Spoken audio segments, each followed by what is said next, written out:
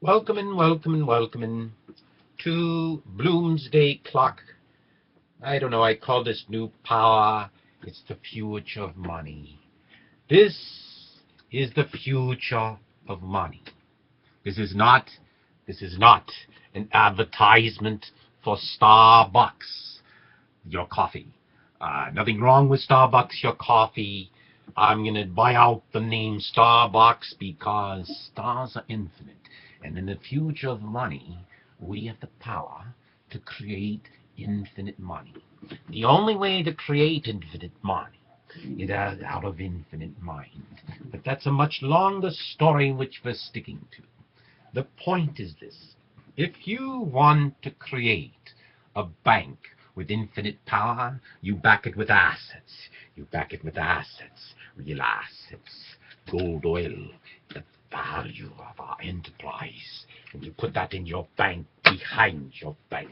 You have we, the people of Earth.biz, connected to your own bank with infinite power of Starbucks. And so that's why I call it Starbucks, because stars are infinite. And why can't money be infinite? The problem is the war of the money and the war of the world. There are two requirements to create infinite money. First, we must have peace on earth. In order to achieve peace on earth, we must achieve justice on earth. Now, in order to achieve justice, much longer story, we can get around to it, but we all know what justice is and what it looked like and what justice is. It's all written there. It's all known here. But let's put it to this. We must get nations to stop warring among each other, not only on the battlefield, but also on the boardrooms. We're warring for jobs that are going away for the entire world. It's just a matter of time before, well, theoretically, robots can do all things better and faster and cheaper. But no, that's really not the point. The point is this. What if we had our own bank? We could buy out all our debt, restructure our whole enterprise, put all of the world's asset behind it, way beyond the power of the Federal Reserve, because this would be a global reserve. Now, in order to change to this new enterprise, an enterprise where the future of money is virtual, which we'll get back to, we must create peace on earth. Now, how do we create peace on earth? Here's what I suggest. We must take our minds, our Starbuck of our minds, and connect it to our Wizard of Oz. Yes, the Wizard of Oz behind the curtain. And so we must change the way power is done. You're running for president right now. Let's call one of these guys is Obama, one of these cats is Romney, and you're gonna pick one of those hats and hope that hat does it right for you, or left for you, or right and left and all over behind. But here's the problem. You're not getting anywhere. We need everybody concentrated on the enterprise, and we need the politics to go away. The politics should be a part of the enterprise. The enterprise should be connected to your own future and benefit. It doesn't mean we don't have wealthy. We must have a meritocracy of good, wealthy people to create incentive and all the things that we know are good at capitalism. But we must create the safety net that has come to become a standard in a stable, developed nation in the world. Okay, so here's the thing. Imagine instead of having a bummer or Romney, you could have a ball. I'd give them only if you voted for me as president, which I wouldn't serve. But if you voted for me, I'd say, guess, guys, you have the power, you have the footballs. If you want to blow up the world, you got to push the buttons together. Otherwise, we're taking the hits. Okay, but then if you need more people, well, you might bring in your Bush or your freaking Clinton. I don't know if Clinton's a wizard. You know, they could change hats. One could be the gorilla, the captain, the wizard, or the American hero. Whatever. It doesn't matter. We need to change power to work together for our one common enterprise. An enterprise, by the way, that gets rid of big government. How do you get rid of big government? These guys' job is to turn over and create enterprises of government. Now, one of the best enterprises that we can cancel on Earth is our military enterprises. So these hats must get together with the Putins and the Medievs and the Hu Jintaos and their comet bureaus, and they must create a plan to say we're going to disarm. We're going to join banks. We're going to join all the banks in the world. We're going to buy out all our debt. We're going to change it all. We're going to throw in all our resources, all our land and our oil. We're going to put it behind our bank and behind our peace plan. We're not going to have exit plans, but guess what? We're going to be so connected economically. We'd never fire a shot. We're all working for the same enterprise, and we have the power now to create StarBUCKS. StarBUCKS of mine, StarBUCKS, way beyond anything that you might imagine. And here's a new system for you, a new no-tax system, or call it flat tax. Well, let's just imagine this. See, the future of money. And remember, this isn't an advertisement for StarBUCKS. Nothing wrong with StarBUCKS. I'm putting StarBUCKS away because I don't want this mistaken as an advertisement for StarBUCKS. These words are pretty good, though. I'm sorry. That was just a side thing, guys. I'm not being paid by StarBUCKS. If I was, I'd put the money back into buying them out. And, well, wouldn't it be nice if you got free money when you bought StarBUCKS? Anyway, but it's not that. The future of money is virtual. Virtual electronic money in the cloud, on mobile devices, in secure cards. Do you know that issuing secured biometric cards to people in India? Why is that interesting? In fact, eventually we might even implant it in your wrist or something. Now, all of a sudden you're walking around and you have virtual money. Well, whether you get that virtual money, everybody on Earth will get the virtual money delivered right directly, virtually to them. And see, instead of having big old programs and bureaucracies, etc., and food stamps and what have you, get virtual money. And you might even put controls if you wanted, computer controls to say, listen, you can't use more than X amount of your virtual money to buy beers. You must use an amount of virtual money to buy food. Whatever.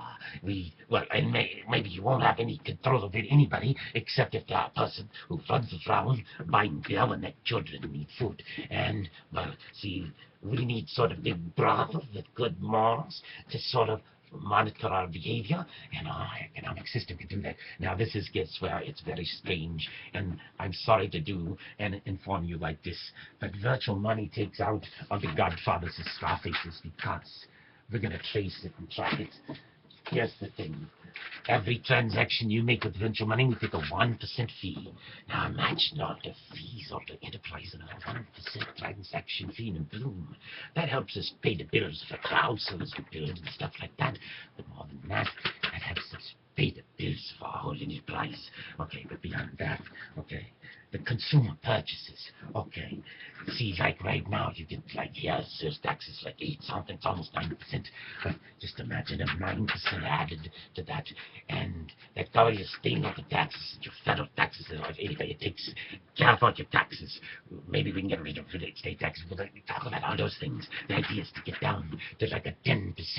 1% plus 9%, and that's your tax when you buy goods. Now, all income, you would have a flat tax automatically virtually taken out when your money's deposited into your virtual accounts, and 10% flat tax. And, well, we could create a scheme with rebates to low-income individuals. Well, see, they've got the 10% tax, but for those low-income individuals, and we could set that bar where we wanted. We could set it very, very high, hopefully, and we would basically take that tax and put it right back into a plan to provide a retirement plan for them, so they wouldn't actually get the money back as a rebate. They would get as a rebate of the investment, and it would be invested with the people of Earth.biz, and that would be the best investment in the history of humanity, and so why wouldn't they want to do it? Now, if we had problems running up our budget, we might ask the billionaire pledge of allegiance. No, give us all your money like Bill Gates and Warren Buffett. They'll exceed and give it back to the people. But let's make our charities run like enterprises. Let's make charity a part of our enterprise. In fact, our enterprise should be dedicated to the rising of the people. As we take down our instruments of war, we bring up our instruments of agriculture. Wouldn't it be great right now if, as the droughts are hitting the United States, we had an abundant crop in Brazil or wherever else we might? Then there's the thing. What is the thing? It is we are operating an enterprise without the instruments of war. We build buildings and houses. We build things of peace. We build the ideas. We build the creative empire. We build the empire of the mind. Because very soon we'll find jobs as you know them are going away. Imagine if all the transactions was happening so virtually. Now, does that mean all enterprises are owned by the enterprise? No. We still have private enterprises, smaller enterprises. But they get cuts in taxes and, well, we have a system where they're connected to the standards and morals of the enterprises, and that's tied to the nations. And the nations will operate like as sort of subsidiaries of a larger business of the earth. But the nations will assure that the people of their nations are well represented as we move into this transition to prosperity, where all people grow more wealthy. Not all people, but basically all people. I'm sorry for those who have lived on the blood and the tears of others, but those guys, let's just redeem and move it on. Let's get godfathers and stepfathers and say, listen guys, we're taking you out of business, we're dying you out. You can't exist in a world without money. And we're going to the source. We're going to give people a better choice than drugs. We're going to give them crazy people on YouTubes, and they're going to watch those and say, wow, I could be crazier and more fun than if I was running around with drugs. But I don't know what we'll do. We should do something, because whatever we do here on YouTubes and your TVs, you're programming to yourselves. You've been programming for years. Since the 50s, we've been programming ourselves to be more violent. Why can't we program ourselves to do the right things? Why can't we be on the same sides? Why must we be on alternate sides? Here's the idea. When you buy in the future, a third of the profit goes back to yourself to consume. A third is retained and invested in the enterprises in Earth. And then a third is distributed to investors, either as retained earnings or dividends, to all of the people of Earth. We start sharing the wealth of all of the people of Earth. Not equally. Let the rich stay rich. Let other people get rich too. Let more people get rich, but less have what we know. What we know is the only way, and that is trickle up first, then trickle down. We must have the power before the rich get richer. We must trickle up, and then trickle down, then trickle up, trickle down, trickle up. It's just so simple. It's so brainiacally simple that, well, you might look at these messages and say, what is this guy here running around with these crazy hats? What is this guy with this crazy look and this crazy voice? What does this have to do? Why would I believe anything this guy ever would have to say? He has no credibility, any kind of, well, reality I'd watch. And then you must say, wait a minute. Well, no, you don't have to say it. I can say it, though. Wait a minute, what if the message is the message? And it doesn't matter who the message is and how the messenger looks. The power of the message is the power of truth. Alacrity won. And you can't stop the truth. You can't fight the truth. If there is a future of one bank, if there's a future that gives us, blesses us with peace and justice on earth, if we should choose it, if such a future exists, then we must choose that future.